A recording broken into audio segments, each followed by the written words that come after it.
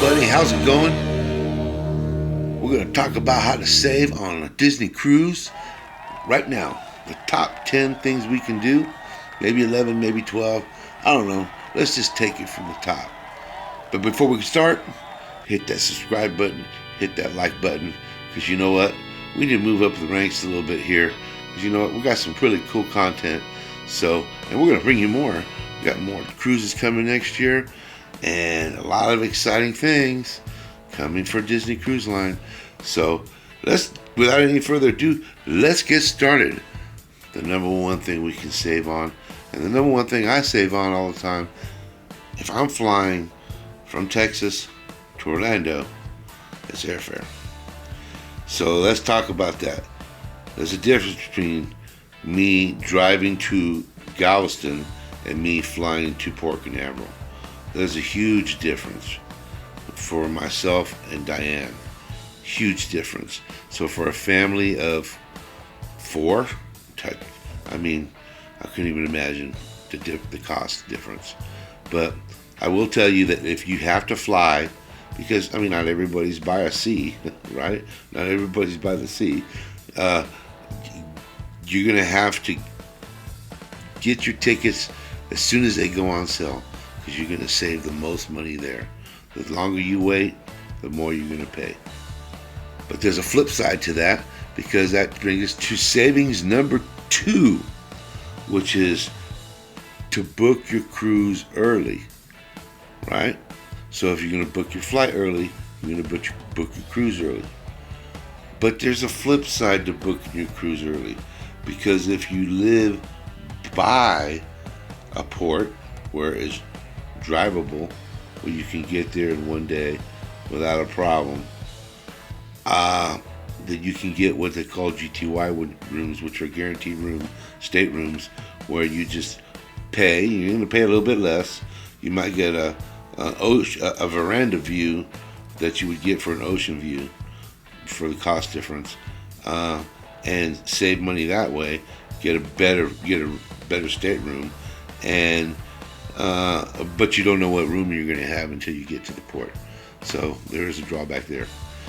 So if you're doing fish finders and those type of things, yeah, it may not be the best thing to do. Of course, I've never actually participated in a fish finder, so I can't say that for sure. Number 3 thing you could probably save on is gift cards from Target. You buy them, you can use them on ship as on-ship credit to pay your gratuities if you have to, and you can use them for other on-ship activities. If you want to do those activities, you can save by using the Target gift cards. Also, if you're buying merchandise and you have a Disney Visa card, you save 10% on all of your purchases. Now, be forewarned that there have been certain circumstances that I've had to use my Disney Visa card physically to get 10% off at a gift shop or at a merchandise shop. But when we were on the Wish just recently, we were able to use our magic bands that we had purchased, and it gave us the 10% off. So I don't know what's going on there. So anyways, there you go. Remember that little hack there, because you can save 10% if you use your Disney Visa card physically. Okay, so again, Target cards save you about, I think it's 5%, and then Disney Visa cards will send you 10% at merchandising. Okay. Number 4, something I don't really want to talk about too much, but we're gonna, is gratuities. Now, you can stick to the state ship-wide state rooms gratuities. However, Diane and I have been on many cruises. We've never stuck to ship-wide gratuities, okay? We've always had outstanding servers. I look back at them all, and I'm like thinking, yes, there were some that stood out more than others, but they all really performed above and beyond the duties that I would expect them to do. So, a little bit extra for everybody. Always for me and Diane. I've yet to run into a situation where I'm like, that person is just getting the standard rate. So, but if you want to save money, just go with the standard rate. I hate to say it. It would break my heart that you did that out of just really trying to be, trying to save money. But, you know, if someone earns it, they earn it. But you can't save money there. Number 5, ladies and gentlemen. Number 5. Specialty drinks. Dole Whips.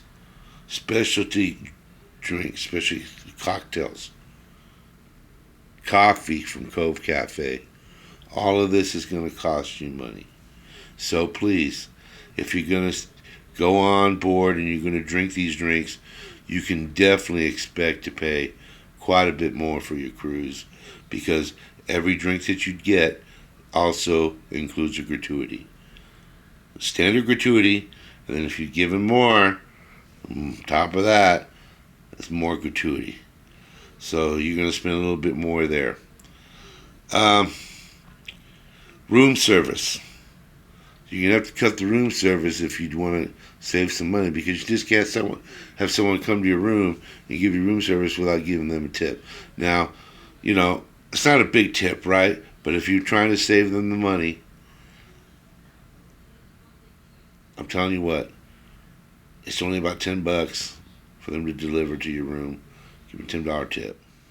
It's worth it, in my opinion, to have it delivered to your room, especially if you're going to be doing a brunch. I've never had room service delivered to the room unless I'm doing brunch. Then I room service in the morning, and then we get ready and we go to brunch. So, if you want to save money, you can save money there on the room service tipping. Photography. Everybody loves a picture of themselves with Mickey and Minnie and Pluto and Donald and the whole gang and the princesses. You don't have to buy the pictures that are taken by the professional photographers. A lot of times there's cast members there that will take the pictures for you, and even sometimes the professional photographers will take it with your cell phone as well. So all you gotta do is ask, and they'll do it. You don't have to buy the professional professional pictures that the photographers take. However, being a professional photographer myself for years and years and years, you could never do what they're doing with your cell phone. You're just not going to be able to do it. You're going to have a much better picture with them. Now, I will say with Disney Cruise Line, it is a $200 I think now for the photo package, for the complete photo package. It's all digital. That's not a bad deal, ladies and gentlemen. It really isn't. I mean, if you're really going to go on a cruise ship and you're going to be on a long selling of 6-7 days, then I would definitely say go for the photo package, because you're going to get the best pictures you can get with the characters, with the backdrops, your embarkation picture. You just, if you go and eat at specialty dining, they might have a photographer there. You'll get that picture. You're just going to win out with quality wise there, better than you could do with your cell phone. But if you're trying to just save money and go on the cruise and enjoy it, then I would definitely say yes, use the cell phone. Don't buy none of the pictures, and you're going to save yourself quite a bit of money. So I think just one picture with a hard case is going to run you $50. So, I mean, that's not too bad, but hey, if you want to save, you want to save. Especially if you're looking to do another cruise. All this money we're talking about saving, you can take and put it on your next cruise and save 10% on your next cruise. So, you know, if we're really thinking about trying to save money here, let's think this through here. Specialty dining.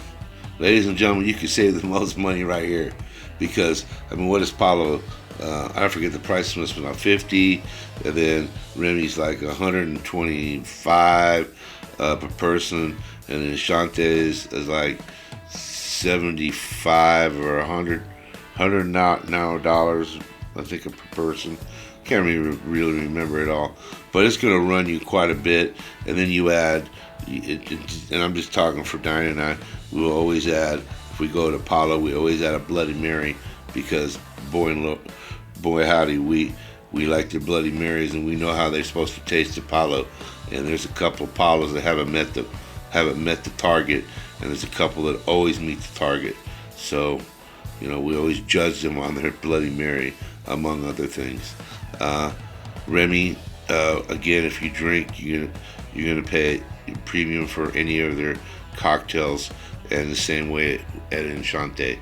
So you can really run the price up by drinking alcohol at any of the fine dining restaurants. And then you're looking at gratuity on top of that, and then of course the service that you're going to get at any one of these restaurants, in 95% of the cases, is going to be outstanding, and you're going to need to meet at least the gratuity of what their ship is charging. You're going to need to double, because the service is really that good. It just really is. So you can save a lot of money by doing any sort of specialty dining. Let's talk about Castaway Cay and Nassau and Cozumel and Progreso, Mexico, and Cancun, and all the places that Disney might go, to St. Thomas and the British Virgin Islands and Key West. It's all the places that we've been to on Disney, and still building more and more and more. And there's a few I didn't mention. Is excursions. If you a lot of the times, Diane and I, we like to do an excursion. We like to do sightseeing type of excursion, so we can get a feel for what the culture's like in some of these countries. But you can really save money there, $150 maybe for the two of you. If you just stay on the ship, sometimes it's not always, some of these countries aren't always everything that they're cut out to be, in my opinion. And Castaway is always worth getting off the ship, because you don't have to pay for lunch. Because if you go off the ship on an excursion, sometimes you get lunch, sometimes you don't, in these countries. And then if you just go off the ship for sightseeing and decide to eat lunch, that's going to cost you money. Or you come off and come back on to the ship, and you're not gone long enough to really do anything. So all in all, I would say, stay on the ship, don't spend no money, and you're going to save the most you can, except for at Castaway, where you can go sit on the beach, enjoy the beach, take a little dip in the ocean, in the Atlantic Ocean, go eat you some barbecue, get you something to drink, go back, enjoy a little bit of fun in the sun, if it's sunny, and then go back to the ship. You'll be gold. Take some pictures here and there, some selfies. You'll be gold on Castaway. That's no problem. It won't cost you a dime more than what you paid for when you went there. Plus, you get the use of their towels. You don't even have to bring your own towels. They're going to give you towels when you leave the ship. You're going to get towels for your day at the beach. So not to worry, not to bring towels. You're good to go. So out of all the cruises that we've been on, I've got to tell you, ladies and gentlemen, that I've learned a lot about cruising. And I've learned a lot about the things that I like to do, and a lot about the things that I don't like to do. And all of the cruises that we've been on have been Disney cruises. So we've experienced all the Disney ships, going to almost all the destinations except for the Alaska and now some of the Hawaii locations that they're going to be doing, which we're looking into doing here very, very soon. But right now, I just want to share my experience with you, because maybe you're looking to do the type of things that we're doing, which are getting on some of these Disney cruises and trying to get your Grand Slam and stay on top of all these cruise ships as they're coming out and cruise on each and every one of them, and give you an idea on which one you like the most, because really each one of them offer everything different, even though they're so very similar and they have so very much in common, but yet they're so different. And the only way to explain it is for you to do what we've done and get on all the Disney cruise ships and explore everything they have to offer and just see it all. And I'm here to tell you that most likely you're not going to be able to do it in one go. Okay, so I plan on really having a goal to get there by saving money and to financially move your way through these ships to get there. Because I don't know if you saw it, but the Treasure, which is coming out right at Christmas, I mean, they're asking like almost $12,000 for Veranda, like $40,000 for Connoisseur, and like Ocean staterooms are like $9,000, and it's crazy. It's crazy stupid, and anybody that would spend that type of money would be either A, have the money to spend, and in that case, hey, all the power to you.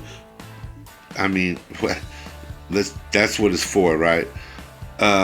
Or B, they're just crazy Disney, or C, there's some sort of crazy Disney vlogger that is able to afford to get on this selling and to be the first one to go out on YouTube and say, hey, look, this is what we did.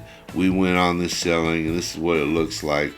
And all the power to them too, But that's how I've learned over the last few times the new Disney ships that come out, is to kind of take it easy. Also, I mean, everything Disney does, just don't rush to try to do it, because there's always going to be an issue, either with crowd control or overcrowding, and the failures, and just there's always a problem. If you've been a Disney person as long as I've been a Disney person, you know it, I know it. There's no sense in denying it. So why be the first one to try to judge it? Because there's hardly anything to judge, because the judging always comes out bad, and then it always turns out that it's really not half as bad as what they claimed it was going to be. Right? I mean, let's just take The Wish, for example. When The Wish came out, I learned so much from when the Fantasy came out that I was just going to take my time and let them iron out everything. And sure enough, after a year, basically almost a year to the day, we got on the Fantasy. We saved a little bit of money in the process, and we had an experience that was great. I mean, we didn't even have elevator buttons, which everybody was complaining about. The problem with elevator buttons, they were fixed by the time I got there. A lot of the fine dining that everybody was complaining about. Diane and I went to both fine dining, because we've been to every fine dining restaurant there is on the Disney Cruise Line, and they were fantastic. Both Palo and Enchante were just both fantastic restaurants. And spoke to the manager at Palo and told him I was very disappointed in the Fantasy, and he told me that he was getting ready to go to the Fantasy to restore its name and grace. So, ladies and gentlemen, fret no more. The fantasy should have a good Paulo here in another month or two. And I forget the man's name off the top of my head, but another manager I spoke to at Paulo, and things are going to go on. We're getting ready to go on to fantasy. Go on the Magic with our friends Jody and Maddie. Hi, Jody and Maddie. And we're going to go to Paulo brunch, and we're going to see my friend and manager that manages that restaurant, and hopefully he's on the selling with us, Luca. Look forward to seeing you, Luca. What a great restaurant is. Love the Magic. Paulo is just one of the best there is on the fleet in the Paulo restaurants, in my opinion. So, ladies and gentlemen, so hit that subscribe button, hit that like button, because you know what? We love you, and we got a lot to show you in the year to come, so you don't want to miss it. And until then, hug somebody you love.